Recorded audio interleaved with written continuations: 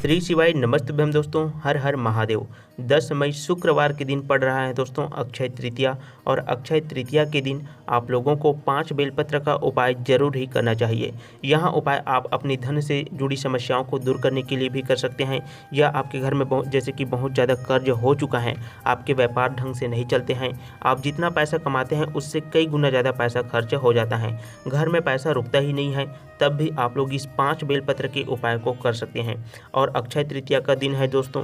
अक्षय तृतीया एक ऐसा दिन है जो साल में सिर्फ एक ही बार आता है, तो इस दिन आप लोगों को 5 बेलपत्र के उपाय को अपने हाथ से बिल्कुल भी नहीं जाने देना है। इस उपाय को आप करके अपने किसी भी प्रकार की समस्याओं को दूर कर सकते हैं। चाहे आपके घर में किसी का तबीयत खराब रहता हो, बहुत ज़्यादा पैसा खर्च करने पर भी कोई दवाई जो है वो काम नहीं कर रहा हो, घर के लोग बहुत ही जल्दी बीमार हो जाते हैं, घर में लड़ाई झगड़ा होता ही रहता है, घर के लोग हमेशा ही तनाव में रहते हैं और गुस्से से बात करते हैं, यदि आपका बच्चा बिल्कुल भी पढ़ाई नहीं करता है, पढ़ाई में बहुत ज़्यादा कमज़ोर है, मंद बुद्धि का है, जिद्दी स्वभाव का है दोस्तों, तब भी आप लोग इस वाले 5 बेलपत्र के उपाय को करके अपने जीवन की समस्याओं को दूर कर सकते हैं। इस उपाय को घर की माता बहनें करती हैं तो इस उपाय का लाभ जो है वो बहुत ही बड़ा होकर मिलता है। और इस उपाय को आप सुबह चाहें तो सुबह के समय कर सकते हैं, शाम के समय में चाहें तो शाम के समय में कर सकते हैं दोस्तों। सुबह यदि आप इस उपाय को करते हैं तो सुबह आप इस उपाय को जितनी जल्दी हो सके उतनी जल्दी कर सकते हैं। लेकिन सुबह आप किसी कारणवश इस उपाय को जल्दी से नहीं कर पाते हैं तो आप सुबह के समय 10, 11, 12 बजे तक भी इस उपाय को करते हैं, तब भी आपको इस उपाय का लाभ जरूर मिलता है। वही शाम के समय में इस उपाय को करते हैं दोस्तों तो आप शाम के समय प्रदोष काल में इस उपाय को आसानी से कर सकते हैं। शाम के समय में आपको एक दीपक प्रज्वलित करना है और सुबह के समय में आपको 1 लोटा जल भगवान भोलेनाथ जी के शिवलिंग पर समर्पित करने के बाद में आपको 5 बेलपत्र के उपाय को शुरू करना है। और वही यदि आप शाम के समय में इस उपाय को कर रहे हैं तो शाम के समय में सबसे पहले आप एक दीपक प्रज्वलित करेंगे, उसके बाद में आपको 5 बेलपत्र का उपाय शुरू कर देना है। तो 5 बेलपत्र का उपाय कैसे करना है दोस्तों, बहुत ही ध्यान से समझिएगा।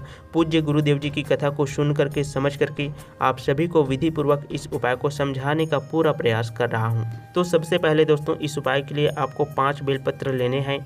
बेलपत्र ऐसा होना चाहिए जो कहीं से भी खंडित नहीं होना चाहिए, 5 बेलपत्र अच्छे से होना चाहिए, उसके पूरे भाग होने चाहिए। जैसे ही आप 5 बेलपत्र की व्यवस्था कर लेते हैं तो इस उपाय को आपको अपने आसपास के किसी भी भगवान भोलेनाथ जी के मंदिर में जाकर के करना है। जैसे ही आप 5 बेलपत्र की व्यवस्था कर लेते हैं उसके बाद में उस 5 बेलपत्र को आपको लेकर के चले जाना है आप अपने आसपास के किसी भी भगवान भोलेनाथ जी के मंदिर में, और वहाँ पर जाने के बाद में आपको शिवलिंग के ऊपर में श्री शिवाय नमस्तुभ्यम मंत्र का जाप करते हुए और अपनी मनोकामना को बोलते हुए एक एक बेलपत्र को भगवान भोलेनाथ जी के शिवलिंग के ऊपर में समर्पित करना है। जैसे ही आप 5 बेलपत्र को भगवान भोलेनाथ जी के शिवलिंग पर समर्पित कर देते हैं उसके बाद में आपको भगवान भोलेनाथ जी के शिवलिंग के पास में ही थोड़ी देर के लिए रुक जाना है और उनकी ओर देख करके आपको अपनी मनोकामना को भगवान भोलेनाथ जी से बोल देना है।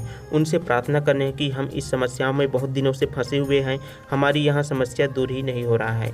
जैसे ही आप प्रार्थना करते हैं दोस्तों, अक्षय तृतीया के पवित्र तिथि पर इस दिन आप लोगों का उपाय बहुत ही ज़्यादा लाभकारी होता है। तो इस प्रकार से आप लोग 5 बेलपत्र के उपाय को कर सकते हैं। और जैसे ही आप इस उपाय को कर लेते हैं उसके बाद में आपको मात्र 1 महीने के अंदर ही इसका रिजल्ट आपको नज़र में आने लगता है। यदि आपको इस उपाय का लाभ नहीं मिल रहा है दोस्तों तो आप लोग घबराएं नहीं, भगवान भोलेनाथ जी के मंत्र श्री शिवाय नमस्तुभ्यम का जाप करते रहें, आपके उपायों को जरूर ही पूरा हो जाएगा और आप जो भी समस्या से परेशान हैं उन समस्याओं को दूर होना ही पड़ेगा। दोस्तों अक्षय तृतीया के पूरा दिन पूरा समय बहुत ही शुभ समय होता है। इस दिन आप भगवान भोलेनाथ जी के कोई भी उपाय को करते हैं तो उस उपाय का लाभ आपको बहुत ही बड़ा होकर मिलता है और जल्दी से मिलता है। अक्षय तृतीया का दिन एक ऐसा दिन होता है, इस दिन आप लोगों को अक्षय धन की प्राप्ति होती है, अक्षय पुण्य की प्राप्ति होती है। इस दिन बहुत से लोग अपने घर के लिए सोने चांदी बहुत ज़्यादा मात्रा में खरीदते हैं, क्योंकि इस दिन अगर आप लोग कोई भी चीज़ खरीदते हैं तो वह लंबे समय तक आपके घर में रुका रहता है, बहुत लंबे समय तक। इसीलिए दोस्तों अक्षय तृतीया के दिन आप लोग भगवान भोलेनाथ जी के कोई भी उपाय को करके भगवान भोलेनाथ जी को प्रसन्न कर सकते हैं और अपनी समस्याओं को दूर कर सकते हैं। इस दिन आप लोग कोई भी उपाय को करते हैं या कोई भी शुभ कार्य को करते हैं दोस्तों जैसे आप सोना चांदी खरीदते हैं, जैसे आपके घर में पूजा करवाते हैं, विवाह का कार्य करवाते हैं, तो वहाँ सर्वथा ही आपके लिए शुभ होता है। अक्षय तृतीया के दिन किया गया कार्य से किसी भी प्रकार की जीवन में आपकी समस्याएं नहीं आता हैं। तो इसी के साथ दोस्तों आप सभी को श्री शिवाय नमस्तुभ्यम, हर हर महादेव। भगवान भोलेनाथ आप सभी की मनोकामनाओं को पूर्ण करें।